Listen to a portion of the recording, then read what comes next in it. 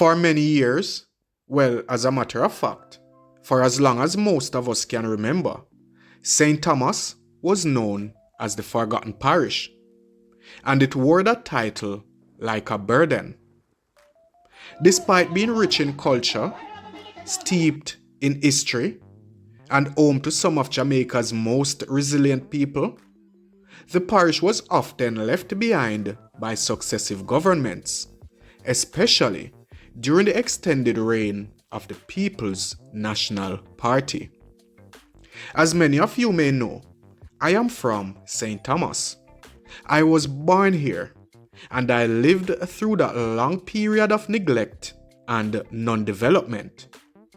From the time I was a child until now, nothing really changed. Nothing moved until the Jamaica Labour Party stepped in and started fixing roads, laying down infrastructure, and now opening the Morant Bay Urban Centre. So this one feels personal. It's emotional. I am honestly just proud and happy to finally see something good happening for my parish. Back then, roads were left crumbling, jobs were hard to come by, and the government services were few and far between. Young people in search of opportunity were forced to migrate to other parts of the island, or even overseas, just to survive. Ground has been broken for the Morant Bay Urban Centre in St. Thomas. The development is expected to give the parish a major economic boost, providing jobs for thousands. Despite the breaking of ground and the announcement of a grand development some 6 months ago, 5 to 6 months ago, by the Prime Minister with great fanfare, nothing is going on here. And it is typical of so many of the announcements that have taken place. That ground was broken, but nothing done afterwards. We have said from very early, and I know more so as the opposition spokesman on the environment, that where we stand now, we needed to do the necessary studies, geotechnical and otherwise, to determine how we proceed with the project. It is my own view that having broken ground, they have now come to the realization that there are some technical issues that now possibly besetting the project. And at the same time, I am told that there are some issues in relation to financing. The people of St. Thomas are not going to take this one in an easy way, because we are clear that where we are now and the expectations having been ground been broke by the Prime Minister, both for the urban centre and the road, we are looking anxiously to the start of this project. I think it's an indication of the terrible state of project management and planning that is very typical of this government. And quite frankly, St. Thomas deserve that, both in relation to West St. Thomas and the people of East St. Thomas. When the JLP proposed the idea in 2017, the PNP's Fenton Ferguson said it was only a promise, and the people of St. Thomas would not live to see the urban centre become a reality. But in March of 2019, a new chapter began. That was when the vision for the Morant Bay Urban Centre took root, literally. Construction equipment rolled onto the old Goodyear site. Cranes went up, and the parish saw its first real signs of serious development in decades. For the first time in a long while, it wasn't just talk. The Jamaica Labour Party, under the leadership of Prime Minister Andrew Holness, had committed to transforming not just a piece of land, but the future of an entire parish. Long before the urban centre, that same land was a beacon of industrial hope. In the early 1960s, the Goodyear Jamaica factory opened, bringing modern industry and hundreds of jobs to St. Thomas. At a time when Jamaica was stepping into independence, Goodyear represented progress. The factory gave people purpose and pride, becoming the heart of the local economy. But by the late 1990s, everything changed. Global competition, rising costs, and political shifts brought the factory to its knees. Then came the final blow. In 1997, under the People's National Party, the Goodyear factory was shut down. More than 200 workers lost their jobs. The parish lost its economic anchor. And just like that, St. Thomas was pushed further into the shadows. The site remained empty and overgrown for years, a silent reminder of promises unkept and opportunities lost. Even in that silence, the people didn't lose hope. In the early 2000s, the grounds came alive once a year during East Fest, thanks to Morgan Heritage. The abandoned factory space would transform for one night into a celebration of music, culture, and unity. Thousands came from across Jamaica to dance, sing, and enjoy themselves. East Fest was proof that while governments may have forgotten St. Thomas, its people never forgot who they were.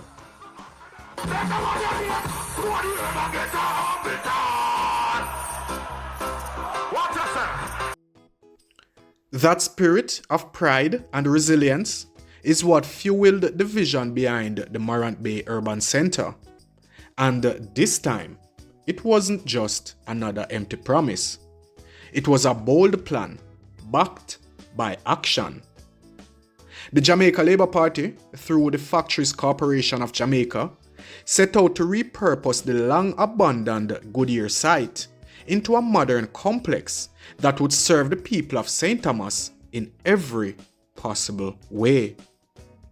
Working with the China Harbour Engineering Company, the government began designing a 436,000 square foot facility. The goal was simple but powerful: to decentralize development and ensure that rural parishes like St. Thomas finally received their fair share. When construction officially kicked off in March of 2022, it was more than just a groundbreaking. It was a breakthrough. After years of empty talk and broken commitments, residents watched as cranes moved in and the earth was reshaped. The project wasn't just about buildings. It was about trust. And slowly, that trust was being rebuilt. Fast forward to May the 15th, 2025, and the vision became a reality. The Morant Bay Urban Centre was officially opened. The Prime Minister cut the ribbon, keys were handed over to several store owners and government departments, and the community witnessed history. While not all businesses are fully operational as yet, the infrastructure is now in place. That day, on the 15th, marked not just the opening of a building, but the unlocking of a new future. The ribbon-cutting ceremony saw several of St. Thomas-based businesses, popular fast food restaurants, and government organizations receiving keys to their respective buildings or shops at the multi-billion-dollar urban center. Kentucky Fried Chicken, or KFC, with the first of its outlets in the parish, which has long been clamored for by residents here, is to be located at the facility. Among the other private sector entities that are to be located there are Juicy Patties, Devon House Ice Cream, Ribby's Ultra Lounge, Express Fitness, Tiny Things Baby Store, Knutsford Express, Orion Insurance Brokers, and Evergo Charging Station.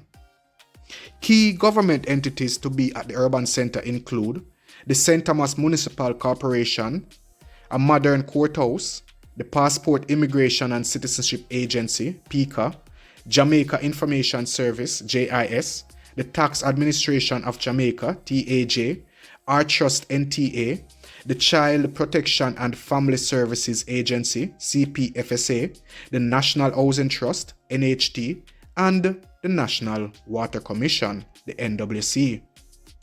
St. Thomas businesses are also to be accommodated at the commercial complex at the Urban Centre. These include Bad Dog Sausages, Woman World Medical, East Plug 876, Neville Stewart and Associates Attorneys at Law, and Next Step Lifelong Educational Services. Holness said that the people of St. Thomas deserve to see the signs of modernity in their parish. And the thing is, this isn't just about aesthetics. It's about access. No more exhausting trips to Kingston for basic paperwork. No more being overlooked.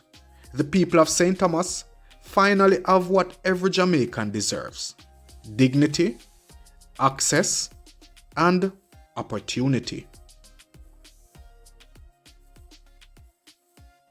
And the work isn't done yet.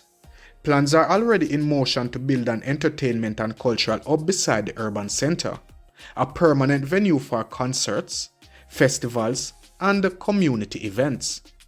The spirit of East Fest is finally coming back, not as a once-a-year celebration, but as a regular part of parish life. This is all connected to the larger vision behind the South Coast Highway project, which is modernizing the parish's roads and making it more attractive to investors, tourists, and returning residents.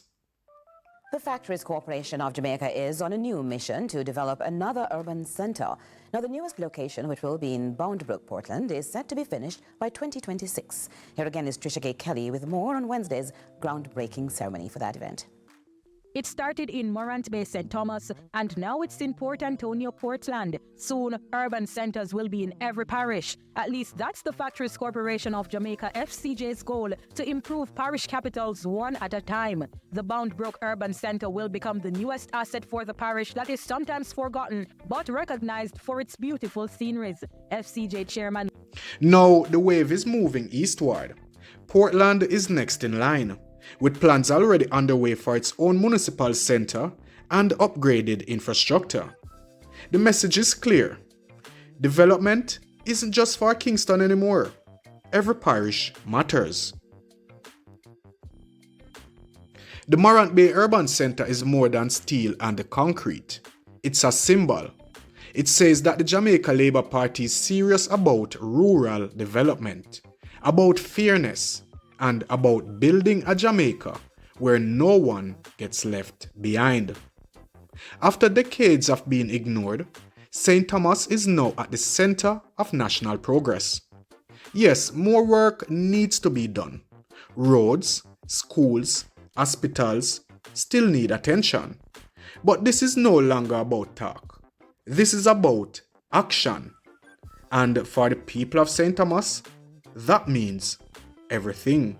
From an abandoned tire factory closed under the PNP to a thriving urban centre built under the JLP, that message is very clear.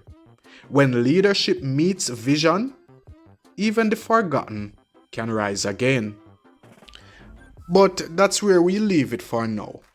From forgotten to future ready. The story of St. Thomas is still being written. But at last, it's moving in the right direction. If you are from the parish like me, you know how much this means.